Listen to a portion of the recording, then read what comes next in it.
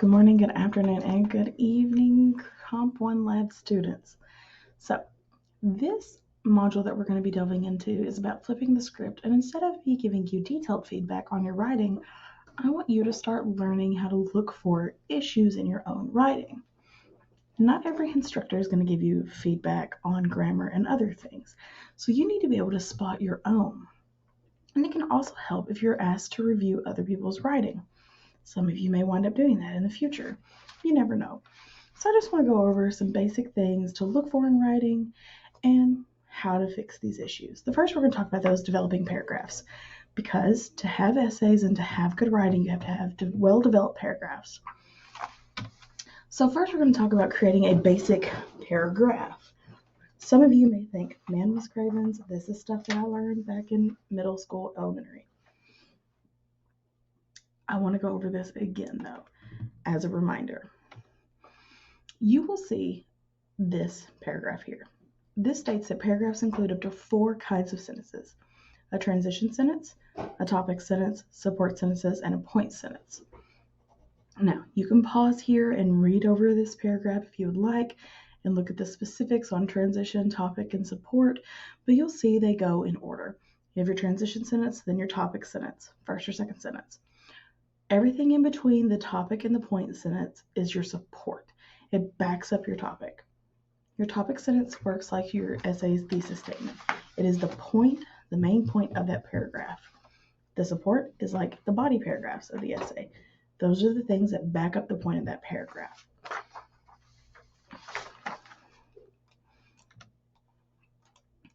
When you look at the shape of a paragraph, and I know this looks a little weird, but I try to do a drawing of a paragraph for you. Your transition is a word, phrase, or sentence that appears very early in the paragraph. First thing, usually. You either have a transition word or transition sentence. If you have a word, it may shift into the topic sentence. If you have a sentence, the transition sentence is on its own, and then there's a topic. The topic sentence with its claim comes very early on, second or first sentence. Rarely do you omit the topic sentence. You need to have a topic sentence. Then you have your support sentences, the body. Those are the things that come after the topic, and they tell me about what you're saying in the topic sentence. Backing up. Burden of proof is in the support, and the burden of proof lies on you to make that point well known to your reader. And then a point sentence itself may appear at the end to reinforce or put a twist on the paragraph's claim. It just depends on what you do with it. So let's talk about transitions or transitional sentences. You may ask yourself, what is the purpose of transition or transitional sentence? The purpose is it exists to make a smooth bridge from the prior paragraph to the current paragraph. So you want to tie these things together, connect the ideas, how they flow. You don't want things that are very jarring and sharp. You want them to smooth together, flow together like ASMR does. And some of you might be weirded out by that. I get it. When are they useful? When you want to shift or change the direction of the discussion. Every time you have a different topic, you need to be able to transition to those different points. Where should that be? At the beginning of the paragraph. That way it signals to your reader, I'm done and I'm moving on. How long is a transition? Just depends on the word, phrase, or a whole sentence. It depends on what you're doing and what you need to be done. A transition might ask a question or make an obvious turn in the discussion. Those are the two things, question or turn in discussion. So the two examples. The question example is this: if fast food is responsible for America's expanding waistlines, what can we do to change how much fast food young people eat? That's a transition sentence. That means I made the claim that it's about expanding waistlines, then I ask, what can we do? Then you have the statement, the turn in discussion. Before moving ahead, though, we first need to back up and discuss some of the root causes of poverty in the United States. It's telling me, brakes, back it up, let's talk. Keep those things in mind. So you're either asking a question as a transition to be able to tie it in together, or you're making your claim. You do have transitional words and phrases. There is a very long list. Some of them you are very familiar with, first, second, third. Those are the very basics. In conclusion, there are other things to use, though, for this reason, as an illustration in the future, in the past, accordingly. As a result, consequently, likewise, this list is not the only thing. It is up to you to decide what transitions work in your writing. So keep this list just as a little here's potential transitions I can use. And to help you start learning how to move away from things like second in the essay, that kind of thing. Now we have topic sentences. Topic sentences are needed. Unlike a transition, which is not necessary, it's optional, you must have a topic sentence in your paragraph. Must. So a topic sentence announces the paragraph subject and makes a statement or claim that the rest of the paragraph is going to support or prove. Okay? Thesis statement. Think of it like your thesis. It's a very tiny thesis for your paragraph. So you can make a statement, which is like a statement of fact, or a claim, which is an argumentative claim. At the beginning of his presidency, Barack Obama was confronted with a number of pressing economic issues. That is a statement of fact. We know these things. I can go on and argue and lay them out for you to prove those. Then I can make a claim. A good first step would be to remove fast food options from junior high and high school lunch programs. That is a claim, an argument that I'm going to make. And then I would show you how I would make that. And then the last one is another claim. Debt on credit cards is the greatest threat to the American family's financial security. That is a claim, and the rest of my paragraph is going to prove how that works. So keep that in mind. Your topic sentence is your claim about that point. One point, singular point. Then the rest of it is going to deal with the support. Your topic sentence is always going to be the first or second sentence in your paragraph. Technically, it can be anywhere, yes, but you should put it early on so your readers understand the paragraph subject and identify the key statements or claim quickly. So I know what this is going to be about. I can check it off if I need to. If I'm scanning, if I'm looking through and looking at your essay, I can very much actively read if I can see a topic sentence.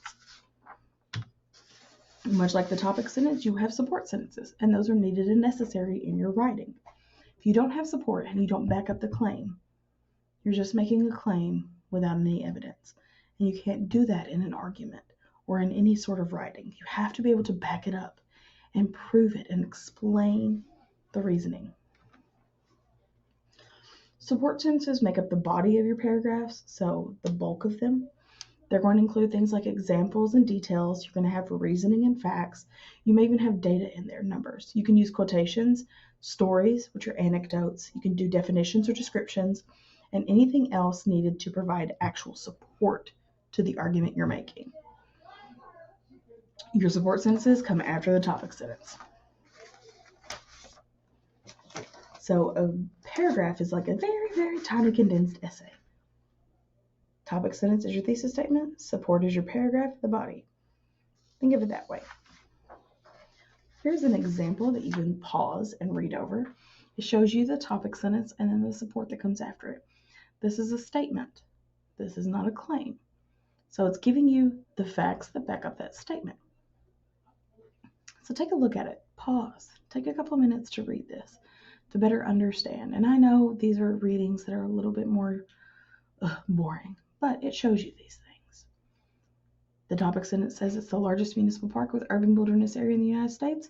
So now I have to explain what makes it that. And my support gives you the specific examples that show you largest park, urban wilderness. Then you have a point sentence, which is optional, much like a transition. The point sentence will either state, restate, or amplify the paragraph's main point at the end of the paragraph. Your point sentence is useful in longer paragraphs when you want to reinforce or restate the topic sentence of the paragraph in different words. If you're writing your essay and you have a paragraph about one point and it goes over a full typed page, double spaced, you're going to need a point sentence at the end of it. But keep in mind the point sentences are just restating the topic in different words. So let's look at the example. The early anti-commercial intent symbolized the ethos of the alternative music scene. Some of you may say, don't know what that means. But if you go look at your point sentence, the last sentence, it was a love of music that fueled them, not the desire to become rich, famous rock stars. The ethos of the alternative music scene is about the music. And anti-commercial intent is about not being famous. So it tells you that. Those two sentences tie in together. The last sentence, the point sentence, makes that topic sentence much more clear. They love music. That's why they did the thing they did. They didn't want to become rich and famous. That was just kind of the thing that happened. So there's how that point sentence works. Don't worry about writing things that may sound complicated. Write for yourself and your audience. Never assume that your audience is going to be judgmental of these things. So keep that thing in mind. These are very detailed and nuanced writings. Yes, I'm not expecting these of you. Now I want you to practice this. So you have wrote your baseline essay. What I want you to do is go over each body paragraph and make sure that it has a topic sentence and support sentences with each paragraph and transitions as they're needed. So pause the video here, spend time, look at the paragraphs, make sure there's a topic, make sure you have sufficient support, and then your transitions. And then when you're done, come back and we'll go on. Welcome back. So now I want to talk about getting paragraphs to flow together. If you've got topic sentences and you've got your support and you've got a good, well-built paragraph, you need to have cohesion in your writing. This is key. So flow or cohesion is best achieved by paying attention to how each paragraph sentences are woven together. Getting paragraphs to flow is not difficult, but it's going to take practice. So there are two techniques to be able to accomplish this. There's subject alignment and then given new chaining. Most of you are going to go with subject alignment in paragraphs, which is totally fine. A well-written paragraph is going to keep the reader's focus on a central subject, idea, issue, or question. So each paragraph, one thing. And I have harped this numerous times, but I want to harp it again. One thing. This paragraph, as you will see, does not flow well because the subjects of the sentences are inconsistent. Watching people at the park on a Saturday afternoon is a true pleasure. Frisbee folk is played by a group of college students near the trees. Visiting with each other are dog owners with their pets running around in playful packs. Picnic blankets have been spread out and parents are chatting and enjoying their lunch. The playground is full of children sliding down slides and playing in the sand. That's fine. It works. But it's inconsistent with itself. So what you want to do is to align the paragraphs, sentences around a common set of subjects. Watching people at the park on a Saturday afternoon is a true pleasure. Near the trees, a group of college students play frisbee golf. Off to the side, dog owners visit with each other as their pets run around in playful packs. Parents chat and enjoy their lunch on spread out picnic blankets. On the playground, children slide down slides and play in the sand. Now,